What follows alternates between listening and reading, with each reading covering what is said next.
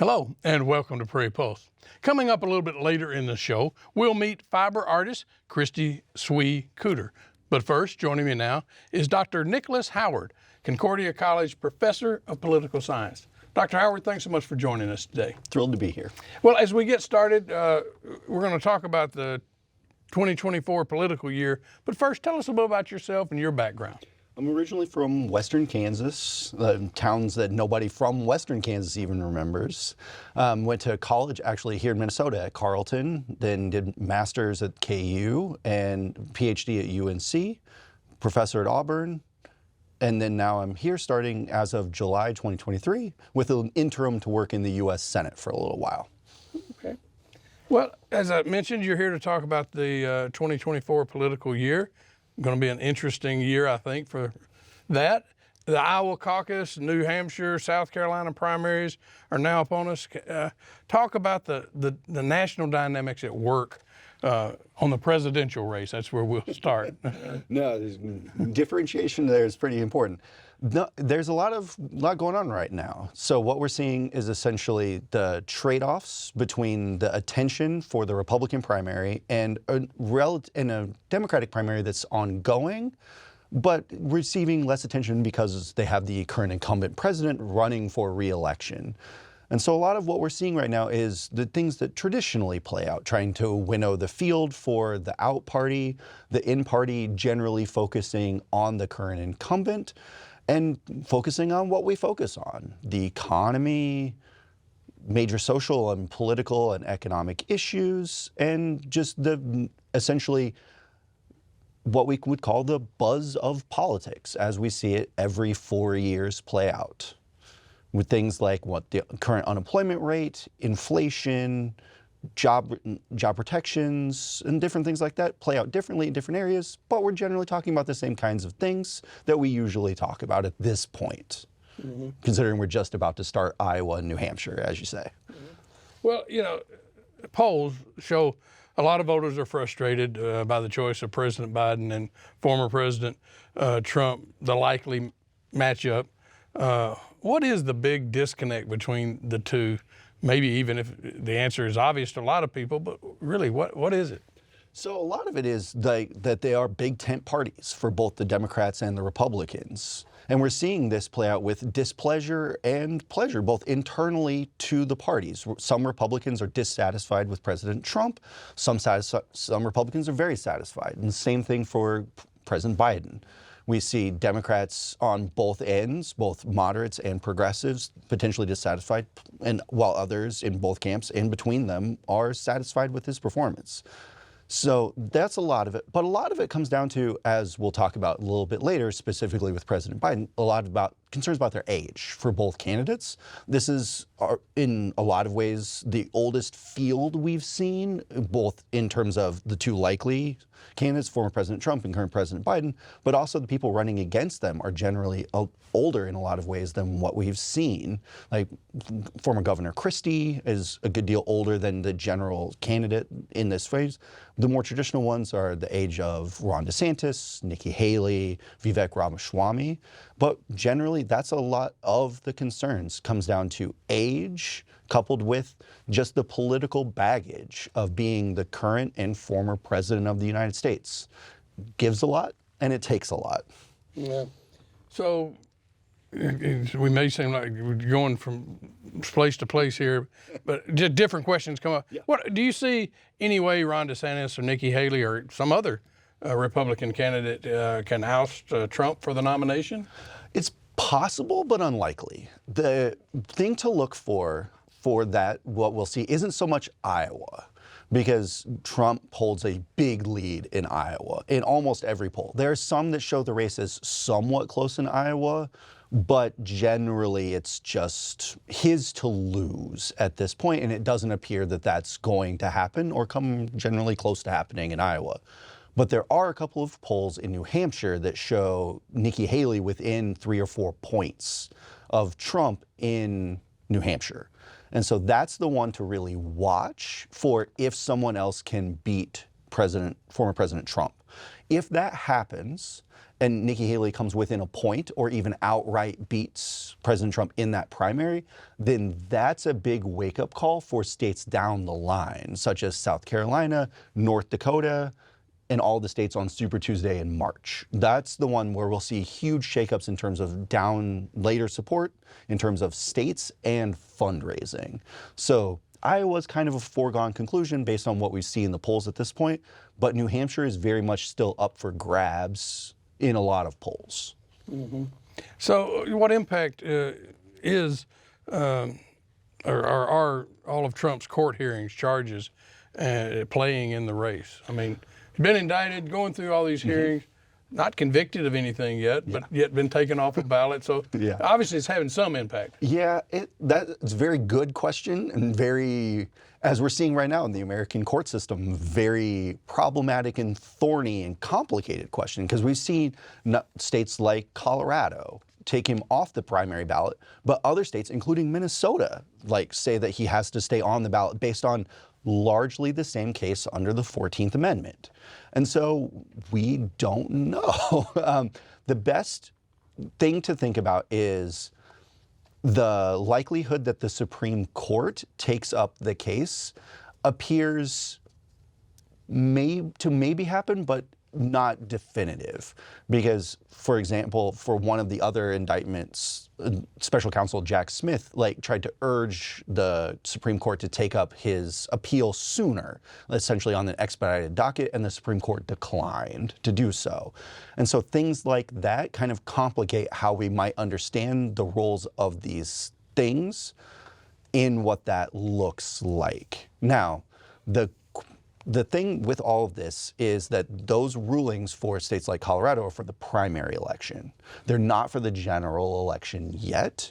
And so we don't actually know how that'll play out over time, both in terms of within those same states in the general election and as we move forward with the broader implications of those cases. We don't actually know for the politics of them for the ballot. Now, for the public polling side of your question, for what that looks like, there hasn't seemed to be very much effect in terms of the support within the Republican Party on that matter for President Trump. We saw a slight dip when some of the indictments came out, some of the blocks of indictments, but that dip wasn't sustained. It went back up in terms of his favorability in most states. Not all, but most states went right back up to previous levels after the initial news cycle of that went to something else. So in terms of raw political effect, there doesn't seem to be much, at least within the Republican Party. Well, switch over now to the Democratic side. Even a lot of Democratic voters feel President Biden should not run for re-election. You stated age, but so the question is, why is that? Is it only his age? So it's a good question. Depending on the poll, between 8 and 9 out of 10 voters in the Democratic Party who say that President Biden shouldn't run again. And about a third of Democratic voters, when polled, say that they would either should consider or strongly consider not running for President Biden. So between 30 and 40% on average for the polls. And of those that say he shouldn't run, between 80 and 90% of them say it's about age. In some fashion. They couch it different ways, but at some level it's either raw age, his potential inability to finish a second term, or something about his politics related to just the age and his ability to maintain and sustain the office. But even within those, we see huge splits for the underlying politics of that. So of those voters who say he shouldn't run, a lot say that he should negotiate more with Republicans and appear more moderate. And in roughly equal percentage say that he should be more progressive and negotiate less with Republicans. So that it appears the underlying politics are all over the map. But of those voters, their primary reasoning has to do primarily with age. Now I'm asking you to express an opinion here. When you look at him today versus 2020, how effectively can he run a campaign, do you think? So I will preface this with I'm a doctor, but not that kind of doctor, as I am frequently reminded. But ability to maintain a campaign, he hasn't shown any inability to do all the necessary functions in terms of campaign stops, the meet and greets, fundraisings, all of that. He hasn't shown any inability to do that. In terms of the more speech-based things, which some people express as part of the age concern, for President Biden, his ability to manufacture self-driven gaffes in terms of, to put it in political speak, or to say something that he maybe shouldn't have, or to repeat something on a basis over time within the same speech in back-to-back sentences isn't new for him. Like, that's been his pattern, speech pattern his entire political career. Like, he said and been upfront about being a childhood stutterer, and that's something that he's said upfront that he struggled with his entire adult life. And so the speech stuff isn't new for him, because he has very famous hot mic moments while he was vice president for President Obama that involved certain spicy language. But in terms of the raw physical and like speech patterns, like, I don't know how much difference there is time over time. But again, I'm a doctor, but not that kind. Well, can you talk about some of the issues that are out there that might be tricky with Israel, Hamas, the southern border, even the economy, which is fairly good right now by the market, but yet it seems to be negative in the polling. So 3 big issues, I think, there. Yeah, for sure. So for Israel, Hamas, and the southern border, depending on the perspective that you have in politics, so meaning your party and the faction of your party for elected officials, you want those two and the Ukraine-Russia crisis either packaged as one set of things or completely separate items. And that's part of the problem that President Biden is running into, is that even across parties and within his own party, like, Congress can't agree on how to actually package these items. We saw Senate Republicans push back hard over wanting concessions on the southern border in terms of border security and immigration as part of a deal to promote Israel funding, to promote Ukraine funding. And that imploded because others, even within the Republican Party, couldn't agree.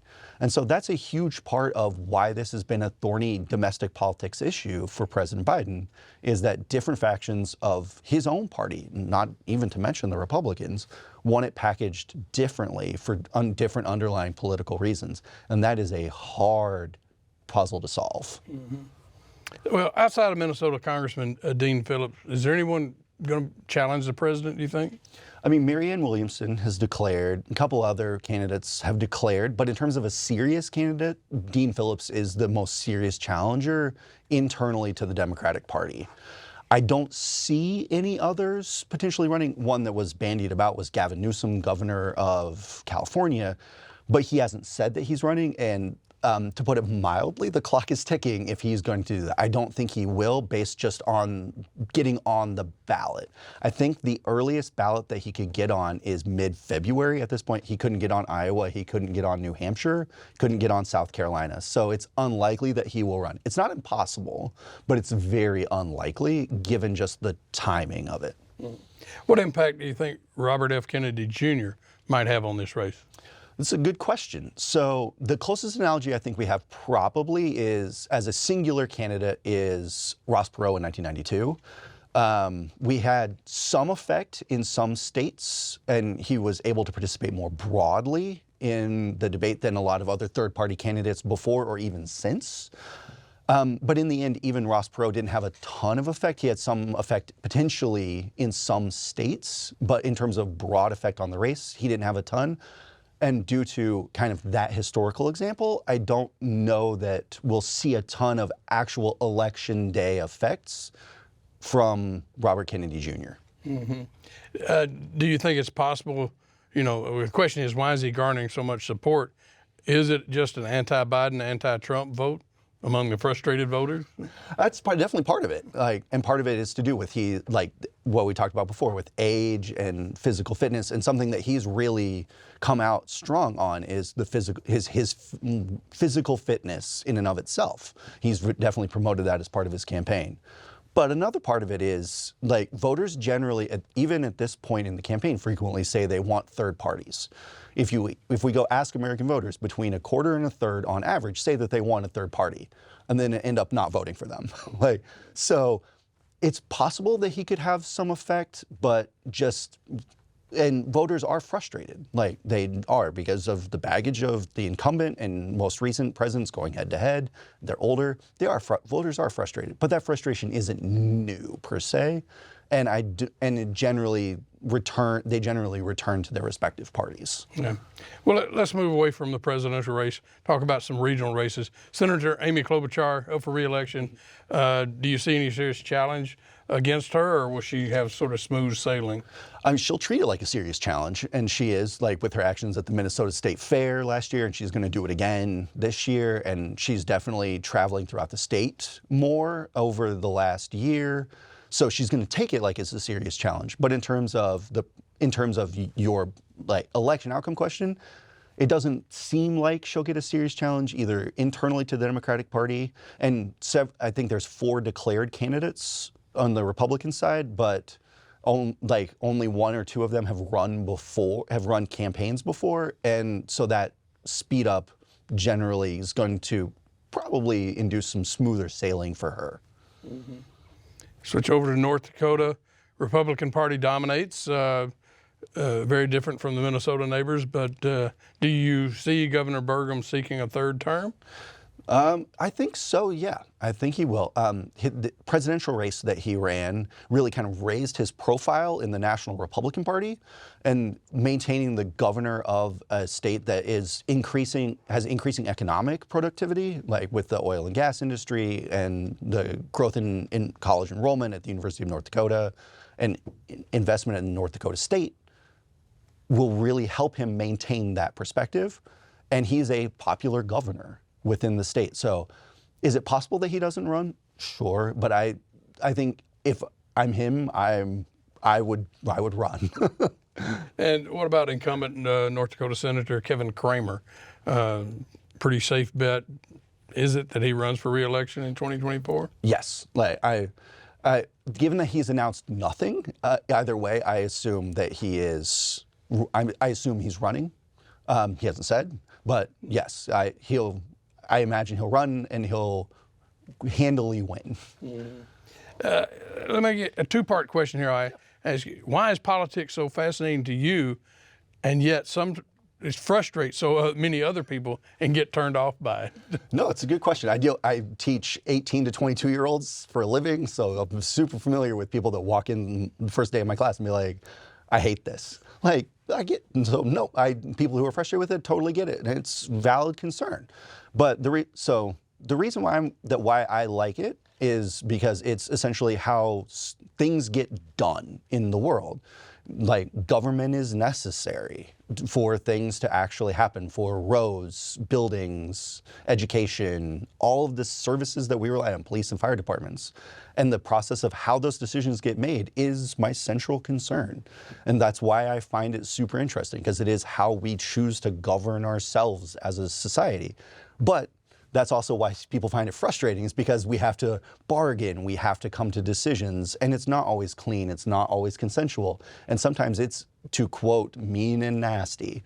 And I'm not denying that, but I find that interesting. Okay. Well, with that said, we are just about out of time. But if people want more information, if they want to find out more, where can they go? Who can they contact?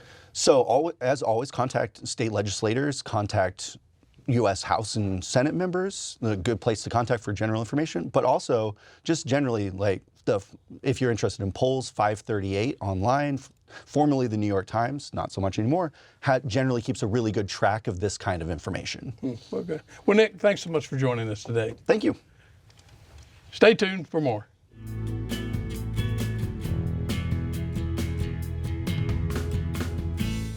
Christy Swede Cooter is an amazing fiber and wire mesh artist from Battle Lake, Minnesota. Her designs are unusual and brilliant.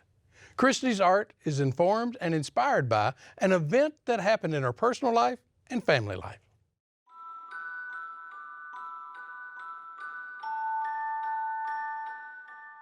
I work with wire mesh I work with natural fibers. You give me anything that I can stitch, anything that I can weave, that's usually what I like to work with. My name is Christy Swee Cooter, and I am a fiber artist.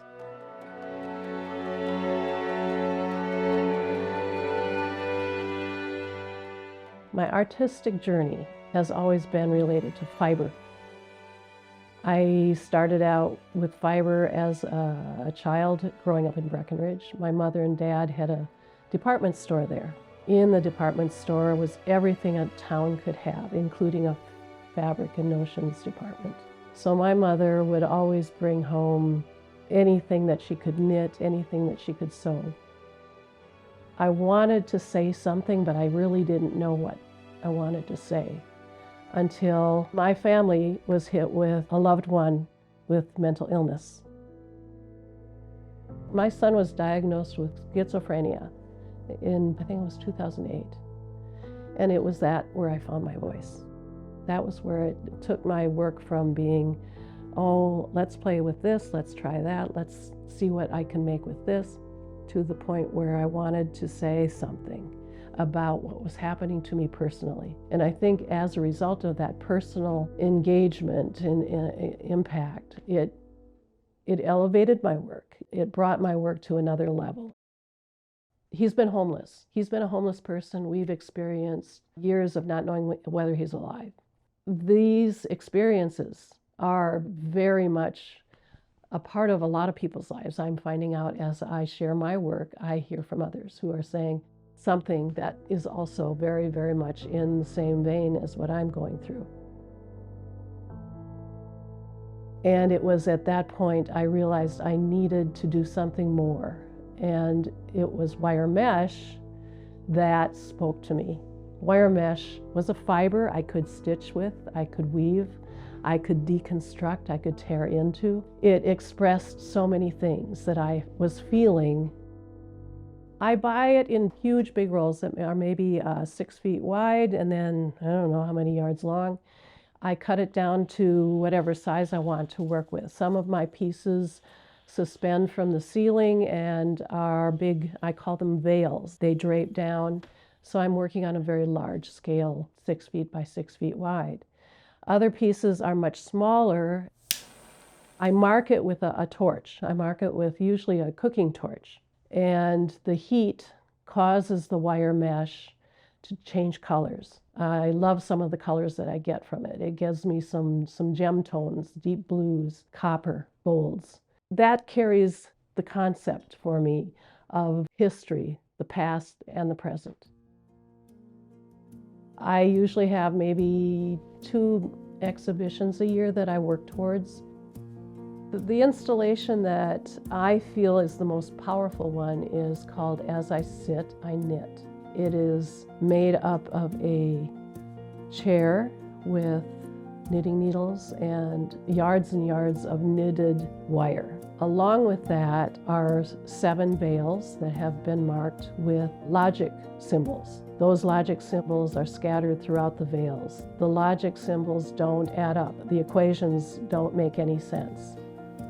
When you deal with the unknown, particularly with mental illness, you have no logic to work with. When there is no logic, there is no way to solve your problems. I'm very connected to this part of the state. I grew up in Breckenridge. My family would pack up the car after school was out, bring the kids out here. We would spend the summer out here. Pack up the car, go back to school in the fall. So I had my summer friends. I think it was just an idyllic way to grow up. I think the landscape here is important to me. The water and the hills. It's a beautiful part of the state. Well, right now I'm starting a new project, and it is taking willow to build a shelter. For me, again, it comes back to my desire to talk about mental illness, which leads into homelessness. Homelessness, unsheltered. I want to create something that is going to be a shelter. And very often that is a place where the homeless end up, is sheltered within nature. The presence and the absence is a big message that goes through a lot of my work. There's a term for it called ambiguous loss. Ambiguous loss can happen for people who have gone through divorce, where there's the presence and absence. A child is dealing with that. Or where a person is dealing with dementia or Alzheimer's, a loved one has that. I have found it to be very therapeutic. Art is for everyone, whether you're dealing with a major concern or just enjoying life. You still need art or some form of creative process to feel human, to be alive, to have that opportunity to come up with something that is yourself. I think that what really drives my work mostly is the concept, the desire to share some message or some ideas that I have in my head that I want other people to hear and understand.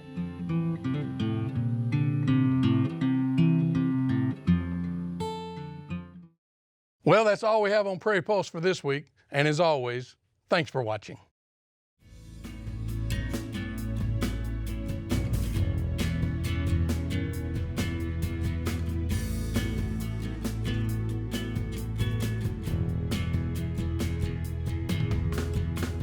Funded by the Minnesota Arts and Cultural Heritage Fund, with money from the vote of the people of Minnesota on November 4th, 2008. And by the members of Prairie Public.